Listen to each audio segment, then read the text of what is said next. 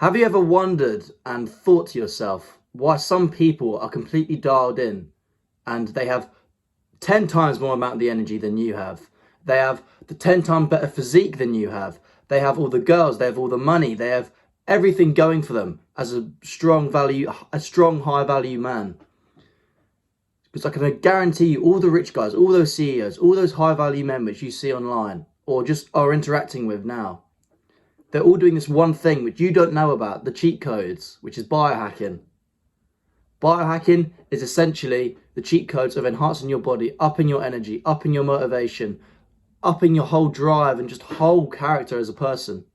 They implement these cheat codes and ways to naturally enhance their body to further increase their income and the actual effort and just way of life through natural supplementation and doing the right things at the right times.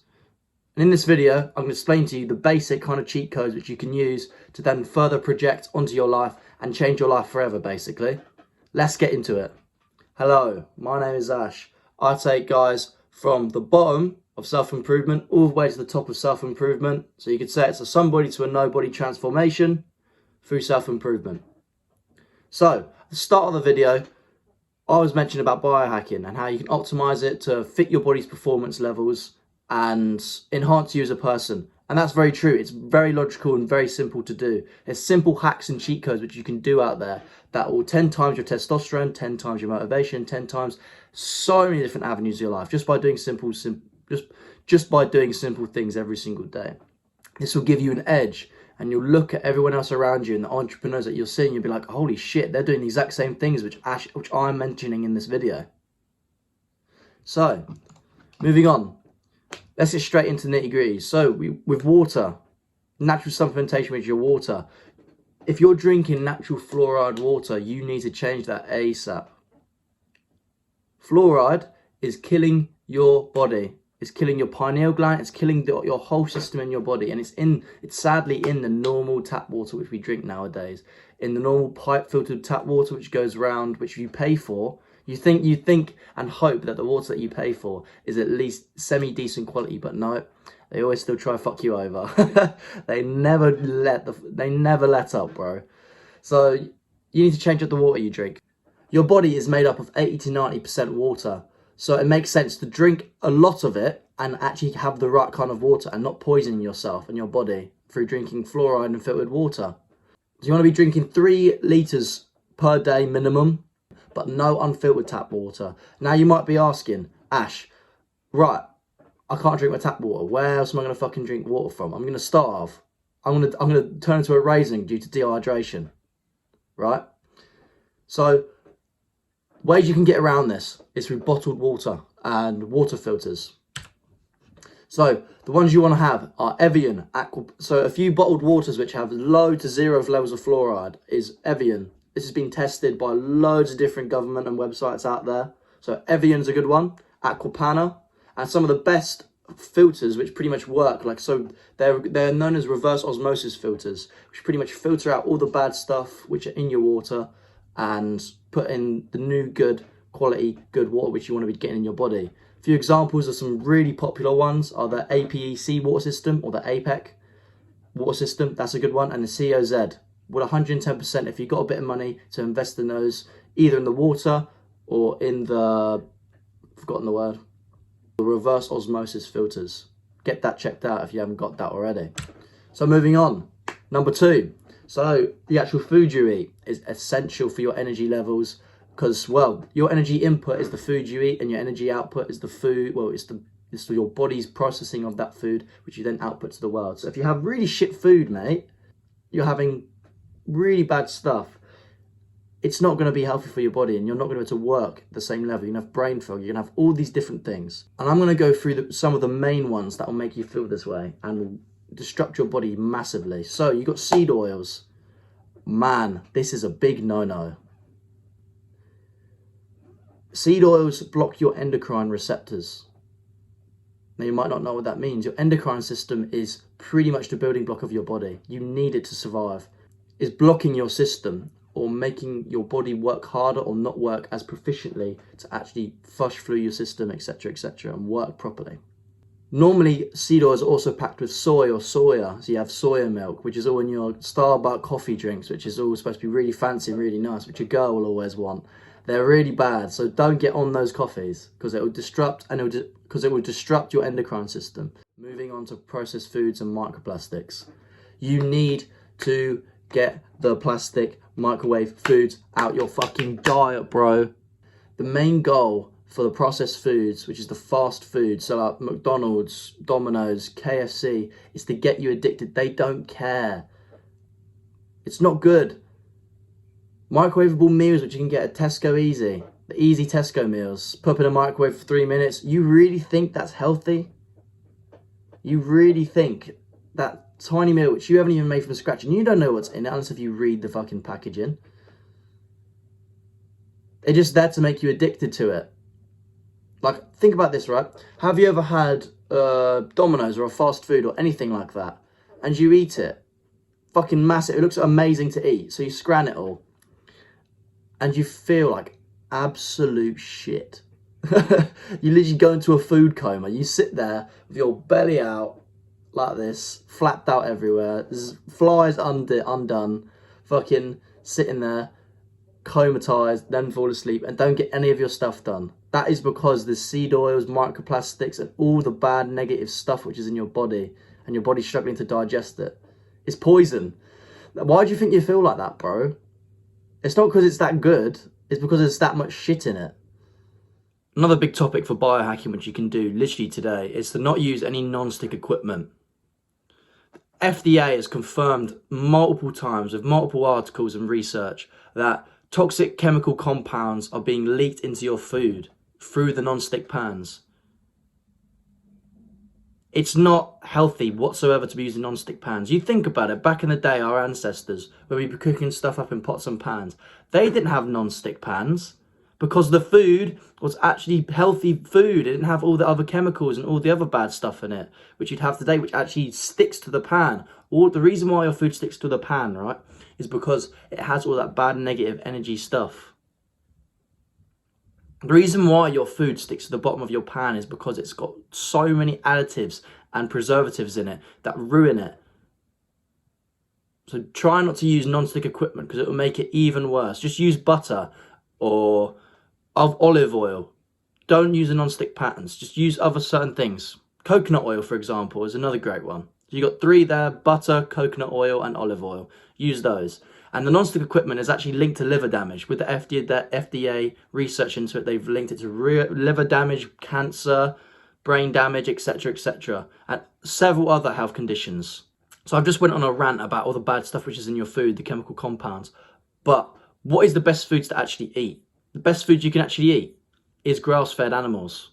Ideally, you want grass-fed animals, not brought up on seeds or any of the processed stuff which they're feeding the animals to just make them grow faster and give them more hormones, etc.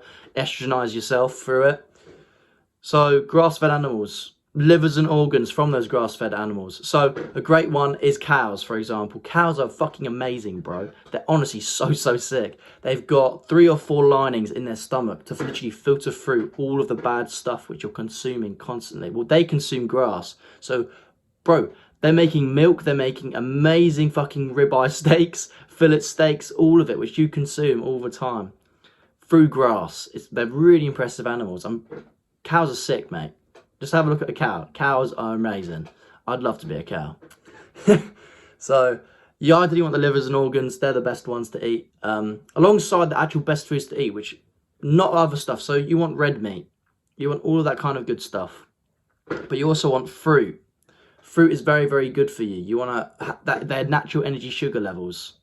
High in vitamin C, high in really good vitamins, which produce and give you more energy throughout the day through consumption of them. So one thing I do want to mention though, fruit's good, but the vegan community, specifically more with veg and some of the fruits, they recommend like roots of fruit. Think about it, right? A root of a fruit is not made for consumption. It's made to just grow. It's going to have all the chemical compounds and all the chemical enzymes, etc., build up to just make the fruit. And you might say, oh, that's really good just to make the fruit. But that's going to have all the defensive systems in there as well. All the chlorophyll, all the negative digestive enzymes, because it's not supposed to be digested. It doesn't want to be digested. So it's going to stop your digestion. It's going to stop your energy. It's going to stop so many different things. So try to not lean into more the vegan community, because the vegan community promotes a lot of eating roots. So if you are vegan or going in that way, try to cut out or just look through the bullshit and be like, right, okay, that's a root. Look into what the root actually does, etc. If it's really quite bad for you, don't eat it. Big one is honey. Honey is literally the natural sugar. So if you're not consuming any kind of honey, this can literally just be through teaspoons or at one point in the day. Like, use it as a substitute for sugar. Don't be using the normal scoopable sugar which you find in the supermarket. It's not good for you. But don't have too much of it either. Moving on to eggs. Eggs is high cholesterol, so it's big for the testosterone boys out here. So you want to have as much eggs as possible, very high in cholesterol, which is a building block for testosterone. And they're also just got filled with loads of good high protein. So make sure you're getting that. White rice as well. It's very easy digestible. It's a bit of a weird one in biohacking, because there's not going to be any perfect foods. There's not going to be the perfect food to have, but white rice is very, very good for you to flush out your system, digest. It's easily digestible, so you can flush just all the bad, negative, toxic stuff out your system. And moving on to sauna and cold plunges. So sauna and cold plunges are absolutely amazing. They've been doing, well, people have been doing saunas and cold plunges for the last 100, 200 years. Maybe not to the extreme level as now, but everyone has been doing them, and the benefits are amazing. So one of the benefits for saunas and cold plunges is increased muscle recovery. So your body recovers faster. You're able to do, let's say you go for a run and you're actually able to recover and do anything you want to do the next day or the days after that. You won't be hurting and aching as much. They release estrogen so through your sweat. When you're in a sauna, you release estrogen and all the toxic stuff out of your body through your sweat. A few things I would recommend is to get in for a sauna for around about 15 to 30 minutes. That is the ideal time you want to get in there. Number 2, take a towel with you to wipe off all of that estrogenic toxic stuff, because it will leak back into your skin if you are not careful. So you need to make sure that you are getting rid of all of that toxic stuff and it's not just seeping back into your body afterwards. Now moving on to cold plunges, I mentioned this alongside saunas. So ice baths are actually immense. Like, they do so many things. They up your dopamine level, they increase your recovery time, they increase your metabolism. Bro, they are amazing. They up your dopamine level by 2 times 5 or 2.5 above baseline. So double the dopamine you have every single day. Like, on your baseline level, it goes up by 2.5 whenever you get in a cold shower. And it can even go higher than that if you're doing the right things and you're actually really dreading it. I know it sounds crazy, but if you're really dreading it and then get in the shower, you have even more dopamine rises afterwards. So pretty much how they work, and like cold plunges and all of that kind of stuff, it draws away your blood from the extremities, and then it's pumping those extremities which now have not as much blood in it, and putting new, fresh, good connected blood, which is good for recovery, etc., back into your body. One person I would personally recommend, who, if you want to get more interested in this, is Gary Becker and Wim Hof. Wim Hof is an absolute nutter. He is known as Wim Hof the Iceman. And yeah, you need to 110% check him out if you haven't heard about him already. He does loads of breathing techniques, climbs the mountains in shorts. Definitely go and watch him. I aim to use a sauna and cold plunges around 3 times every single week, because you don't want to overdo it, because your body will get adjusted to it and it won't give the same kind of results. Another big one that all the CEOs and higher value people, that all the CEOs and your competition will be using is intermittent fasting.